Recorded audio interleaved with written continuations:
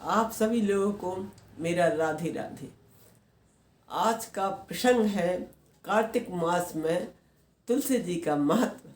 बोलो विष्णु भगवान की जय। राजा पृथु बोलते हैं कि हे श्रेष्ठ मुनि नारद जी, आपने कार्तिक मास में के व्रत में जो तुलसी की जड़ें भगवान विष्णु का निवास बतलाकर उस स्थान की मिट्टी का पूजन करना बताया। अतः मैं श्री तुलसी जी के महत्व को सुनना चाहता हूँ। तुलसी कहाँ और कैसे उत्पन्न हुई यह बताने की कृपा करें। नारद जी ने कहा, राजन आप सावधान होकर सुनिए। तुलसी जी का महत्व तथा उनके जन्म की कथा सुनिए। एक समय जब देवगुरु बृहस्पति जी और देवराज इंद्र कैलाश पर्वत पर शंकर जी के दर्शन करने के लिए गए तो शंकर जी ने क्या किया कि अपने भक्ति की परीक्षा ली। उन जटाधारी दिगंबर ने अपने मार्ग में अवरोध डाला। यानी जो शंकर जी थे वो एक बाबा के फेस में हुए। यद्यपि वह तेजस्वी, शांत, लंबी दाढ़ी, भुजा, चौड़ी छाती वाले गौर्ण वर्ण अपने विशाल नेत्रों से युक्त तथा सिर पर जटा धारण किए हुए बैठे थे, तथापि उन भगवान शंकर जी को ना इंद्र ने पहचाना नहीं और नाम धाम आदि कुछ परिचय नहीं पूछा। कहा, शंकर जी अपने स्थान पर है या नहीं। इस पर उस तपस्वी ने कुछ नहीं कहा। जब तपस्वी मौन रहे कि भगवान जी शंकर जी बाबा के भेष में परीक्षा ले रहे थे, इसलिए वो मौन रहे। परंतु त्रिलोकीनाथ के ऐश्वर्य से गर्वित, क्यों इंद्र को हमेशा अभिमान रहता कि मैं त्रिलोकीनाथ हूँ, बहुत ज़्यादा उन्हें बहुत अभिमान रहता है। इसलिए उनका अभिमान बार बार कृष्ण भगवान ने भी चूर किया। यहाँ शंकर जी ने उनका अभिमान तोड़ा। त्रिलोकीनाथ ऐश्वर्य के गर्वित होकर इंद्र कब चुप रहने वाले थे। उन्होंने क्रोध कर तपस्वी को दुत्कारा और कहा, अरे मैं पूछता हूँ, तू उत्तर क्यों नहीं देता। मैं अभी तुझे वज्र मारता हूँ, फिर देखता हूँ तू दुर्मित की रक्षा कौन करता है। ऐसे क्रुद्ध होकर इंद्र ने ज्यों ही उस पर दिगंबर को मारने के लिए हाथ में वज्र लिया, त्यों ही भगवान शंकर जी ने वज्र सहित इंद्र का हाथ स्तब्ध कर दिया। अब विकराल नेत्र कर भगवान शंकर जी ने उसे देखा, त्यों ही ऐसी विदित हुआ मान वह दिगंबर प्रज्वलित हो उठा हो और तेज से जला जा रहा हो। भुजाएं स्तब्ध होने से इंद्र के क्रोध का पारा और ज्यादा बढ़ गया और दुख का अंत न रहा। परंतु ज्यों ही बृहस्पति जी ने उन पुरुष को प्रज्वलित देखा, त्यों ही अपनी बुद्धि से उन्होंने भगवान शंकर जी को प्रणाम किया। वो समझ गए ये बाबा नहीं, ये साक्षात शंकर भगवान जी हैं। प्रणाम किया और दंडवत कर बहुत ही स्तुति की। फिर इंद्र ने भगवान शंकर जी से कहा, हे दीननाथ, हे महादेव, अपना क्रोध रोककर इंद्र के अपराध को क्षमा कीजिए। बृहस्पति जी के वचन सुनकर महेश्वर शंकर जी गंभीर वाणी से बोले, मैं अपने नेत्रों से निकाले हुए क्रोध को कहाँ डालूं, कहाँ रोकूं। तब बृहस्पति जी ने कहा, भगवान भक्तों पर दया करनी चाहिए, आप दयालु हैं। आप अपना भक्त वत्सल नाम सार्थक कीजिए। आप अपने इस तेज को कहीं और स्थापित कर इंद्र का उद्धार कीजिए। तब भगवान जी ने गुरु बृहस्पति से कहा, मैं तुम्हारी स्तुति से अति प्रसन्न हूँ। यानी विष्णु भगवान ने जो शंकर जी की स्तुति की, इससे शंकर जी बहुत प्रसन्न हो गया। वो बोला कि मैं तुमसे बहुत प्रसन्न हूँ। जो तुमने इंद्र को जीवन दान दिलवाया है, मैं विश्वास करता हूँ कि मेरे नेत्रों की अग्नि इंद्र को कभी पीड़ित नहीं करी, यानी कभी दुख नहीं पहुँचाएगी। बृहस्पति जी से ऐसा कहकर भगवान शंकर जी ने अपने माथे से निकले हुए अग्निमय तेज को अपने हाथ में लेकर क्षीर सागर में डाल दिया। फिर लीलाधारी भगवान अंतर्धान हो गए। इस प्रकार जिनको जानने की इच्छा थी उसे जानकर इंद्र और बृहस्पति जी अपने स्थान को चले गए। राजा पृथु ने कहा, हे देवर्षि, आपको नमस्कार है। कृपा कर यह बतलाए कि जिस समय भगवान शंकर जी ने अपने माथे को वह निकला हुआ तेज क्षीर सागर में डाला तो उस समय क्या हुआ। नारद जी कहने लगे, हे राजन, भगवान शंकर जी ने अपना वह तेज क्षीर सागर में डाला तो उस समय शीघ्र ही एक बालक, यानी जो बालक बना है वो कौन है आप सुनिए। शीघ्र ही बालक होकर गंगा सागर के तट पर बैठकर संसार को भय देने वाला रुदन करने लगा, यानी बहुत जोर जोर से रोने लगा कि संसार में भय उत्पन्न होने लगा। उनके रुदन से समस्त संसार व्याकुल हो गया। लोकपालों के मन में भी व्याकुलता उत्पन्न हुई, चराचर चलायमान हो गए। शंकर सुवन में रुदन से ब्रह्मांड व्याकुल हो गया, यानी मनुष्य क्या देवताओं भी सब व्याकुल हो गए। समस्त देवता ऋषि मुनि व्याकुल होकर लोक पितामह श्री ब्रह्मा जी की शरण में गए। सबने मिलकर श्री ब्रह्मा जी को प्रणाम किया और स्तुति की। फिर कहा, हे पितामह, यह तो बड़ा भयंकर समय उपस्थित हुआ, हे महायोगी, इसका नाश कीजिए। तब देवताओं की ऐसी बात सुनकर ब्रह्मा जी सत्यलोक से उतरकर उस बालक को देखने के लिए समुद्र तट पर गए। समुद्र ने ब्रह्मा जी को आता देखकर प्रणाम किया और बालक को उठाकर ब्रह्मा जी की गोद में डाल दिया। क्या वो समुद्र में पैदा हुई इसलिए समुद्र का पुत्र माना गया, तो ब्रह्मा जी की गोद में उन्होंने डाल दिया। तब विस्मय होकर ब्रह्मा जी ने पूछा, हे सागर, तुम शीघ्र कहो यह बालक किसका है। ब्रह्मा जी पूछते हैं समुद्र से कि ये बताइए कि ये बालक किसका है। समुद्र ने विलंब शब्द से, प्रभु, यह तो मैं नहीं जानता, किंतु मुझे इतना अवश्य ज्ञात है कि यह गंगा सागर के तट पर प्रकट हुआ है। अतएव हे जगत गुरु, आप इस बालक का जात कर्म आदि संस्कार कीजिए, इसका जातक फल बताइए। नारद जी कहते हैं कि इधर तो सागर ब्रह्मा जी के गले में हाथ डालकर बार बार उनका आकर्षण कर रहा है। फिर तो उसने ब्रह्मा जी का गला इतने जोर से पकड़ा, यानी समुद्र ने ब्रह्मा जी का गला इस तरह से पकड़ा कि वो घबराने लगे। उससे पीड़ित हो ब्रह्मा जी के नेत्रों से आंसू टपकने लगे। किसी प्रकार से ब्रह्मा जी अपने दोनों हाथों का जोर लगाकर अपना गला छुड़ाए, यानी समुद्र के हाथ की इतनी मजबूत पकड़ थी कि ब्रह्मा जी घबरा गए, लेकिन फिर लोग उनने गला अपना छुड़ाया और सागर से कहा, हे सागर, सुनो, मैं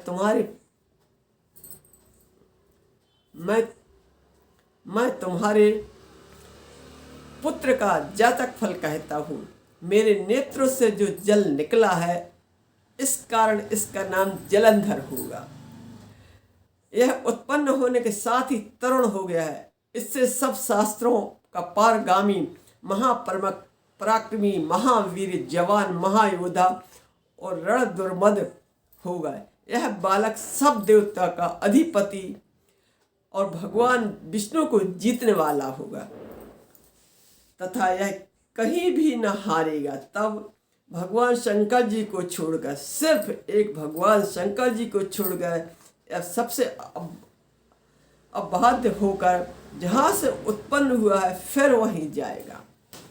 इसकी स्त्री बड़ी प्रतिव्रता, सौभाग्यशाली, सर्वसुंदरी और परम मनोहर होगी, मिष्ट भाषणी तथा शीलवान होगी। नारद जी कहते हैं, हे राजन, सागर से ऐसा कहकर ब्रह्मा जी ने शुक्राचार्य को बुलाकर उनके हाथों से बालक का राजाभिषेक करवाया और आप अंतर्धान हो गए। जलंधर के यानी राजाभिषेक शुक्राचार्य ने किया। फिर तो बालक को देखकर सागर बड़ा ही प्रसन्न हुआ कि तुरंत बालक बच्चा था, अब युवा हो गया, इसलिए समुद्र बहुत प्रसन्न हुए और घर आ गए। कितने ही उपाय से उसका पालन कर उनको पुष्ट किया। फिर कालनेमी नामक असुर को बुलाकर उसका वृंदा नाम की कन्या से साविधि विवाह किया। उस विवाह में बड़ा उत्सव हुआ। श्री शुक्राचार्य के प्रभाव से स्त्री सहित जलंधर दैत्यों पर राज करने लगे। एक समय जब समुद्र का पुत्र जलंधर अपनी स्त्री वृंदा सहित असुरों से सम्मानित हो सभा में बैठा था, तभी शुक्राचार्य वहां पहुंचे, जिनके तेज से सब दिशाएं प्रकाशित हो रही। तब गुरुजी को आता देखकर देवताओं के देवताओं के गुरु शुक्राचार्य हैं, तो शुक्राचार्य को सभी राक्षस लोग मानते हैं और देवताओं के गुरु बृहस्पति जी हैं और राक्षसों के शुक्राचार्य हैं, जिसके तेज से सब प्रकाशित है। गुरु जी को आता देखकर असुरों सह सागर पुत्र ने उठकर बड़े आदर से उनका प्रणाम किया। तेजस्वी गुरु जी ने सबको आशीर्वाद दिया। फिर उनको एक दिव्य आसन पर बिठाकर सब दैत्यों की यथा स्थान बैठकर भागर सागर पुत्र ने नमंत्राते यह प्रश्न किया कि हे गुरु जी, राहु का सिर जब अमृत बांटा गया था, जब राहु देवता बन के बैठ गए थे बीच में, तो उसमें पता चल गया था विष्णु भगवान के जो छल से राक्षस से देवता बन के बैठ गए, तो उन्होंने उसका सिर काट दिया था। तो राहु के तो दो बन गए थे। तो राहु का पूछ रहा है कि राहु का सिर किसने काटा, आप हमें यह बताइए। इस पर शुक्राचार्य ने विलोचन पुत्र हिरण्यकश्यप और उनके धर्मात पौत्र का परिचय देकर देवताओं असुरों द्वारा समुद्र मंथन की संक्षेप में सब कथा कहकर यह बतलाया कि जब समुद्र से अमृत निकला था तो उसे देव रूप बनकर राहु ने पीने बैठ गई थी। इस पर इंद्र के पक्षपाती भगवान विष्णु ने राहु का सिर काट दिया था। यह सुनने के साथ ही जलंधर के नेत्र लाल हो गए और बड़ा क्रोध किया। फिर अपने धर्मल नामक दूत को बुला भेजा और गुरु से कहा हुआ यह वृत्तांत सुनाया और आज्ञा दी, तुम शीघ्र ही इंद्रपुरी में जाकर इंद्र को मेरी शरण में लाओ। धसमर जलंधर का बड़ा ही निपुण दूत था, विश्वास पात्र दूत था। वह शीघ्र ही इंद्र की सुधर्म नामक सभा में जा पहुंचा। उसने जलंधर के शब्दों से देवता धाम कहा, तुमने समुद्र को क्यों मथा और मेरे पिता के सब रत्नों को क्यों ले लिया? ऐसा करके तुमने अच्छा नहीं किया। यानी इंद्र वगैरह देवताओं से बोलते कि जो तुमने समुद्र का मंथन किया है वो अच्छा नहीं किया। यानी 14 रत्न जो समुद्र के अंदर थे वो सभी निकाल लिए थे। ऐसा तुमने अच्छा नहीं। यदि तू अपना भला चाहता है तो उन सब रत्नों सह देवताओं साथ मेरी शरण आ, अन्यथा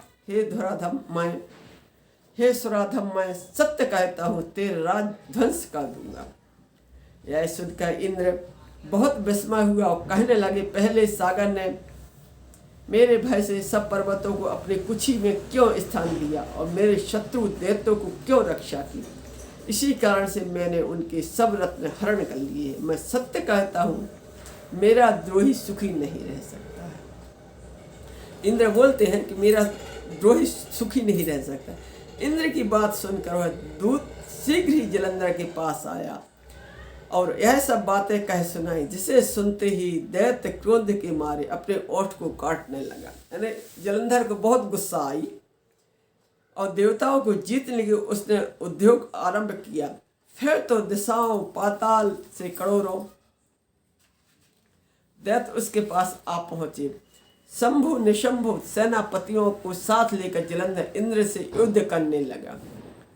शीघ्र ही इंद्र ने नंदन वन में अपनी विशाल सेना उतार दी। वीरों की शंख ध्वनि और घोर गर्जना से इंद्रपुरी गूंज उठी। अमरावती छोड़कर देवताओं ने अपने युद्ध करने चले। भयानक मार काट हुई। दोनों पक्षों के आचार्य अपने अपने मृतकों को जिलाने लगे। यानी जो इनके देवताओं के गुरु थे बृहस्पति जी और राक्षसों के गुरु थे शुक्राचार्य, संजीवन बूटी से जैसे ही राक्षस मारते थे तो वो जिंदा कर लेते थे। देवता लोग जो घायल होते थे मरते थे तो बृहस्पति जी जिंदा कर लेते थे। असुरों के आचार्य गुरु अपनी संजीवन विद्या से और सब देवगुरु बृहस्पति द्रोणागिरी से औषधि लाकर मर्दों को जला देती रही। इस पर जलंधर ने अपने गुरु शुक्राचार्य से पूछा, क्रुद्ध होके यानी गुस्सा में, कि मेरे हाथ से मरे हुए देवता जिंदा कैसे हो जाते हैं?